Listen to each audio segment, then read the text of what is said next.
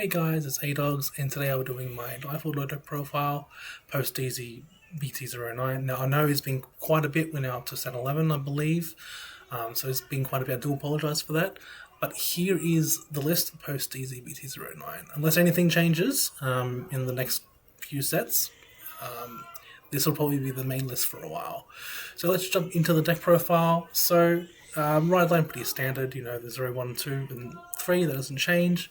For our lineup, still running the Dark Seas OT as well as the 3 fronts, the 4 crits, and the 4 heals.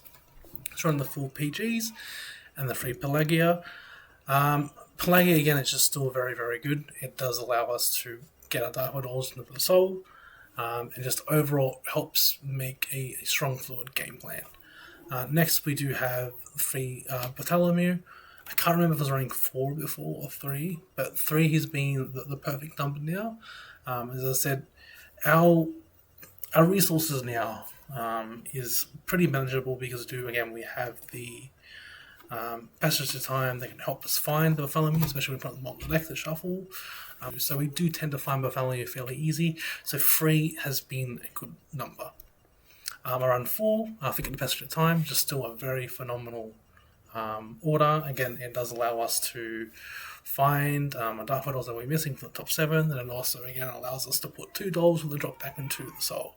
So it's very, very strong, helps us find pieces that we're missing, and just an overall really, really good order, so that's why it's still at 4. Same thing with Consolata, she's still at 4, just still an amazing card, helps us find pieces, especially if we find Consolata off Passage of Time, essentially deck fitting quite a bit. Which is really good. Now, the newest card in this deck is a Direful doll Finley. So she came out in DZ-BT09. So she's really good, as she actually helps us give a top up of our hand. And in some scenarios, we can bind her to Soul Charge a couple of cards. Now, the Soul Charge 2 doesn't really come up much that often, but the ability to Soul Blast through the draw one does come up quite a bit sometimes, because we do tend to sometimes have an excess assault and have no way of using that.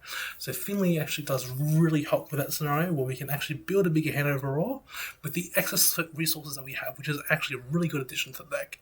So this is the new card that we've added to Direful dolls, and it's really good overall. So that's why I run her at 3.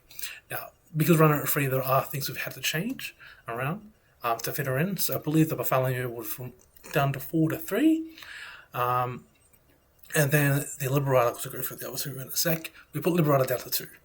Because we have the Passage of Time, because we still run our Pelagia, we have ways of still finding our dolls.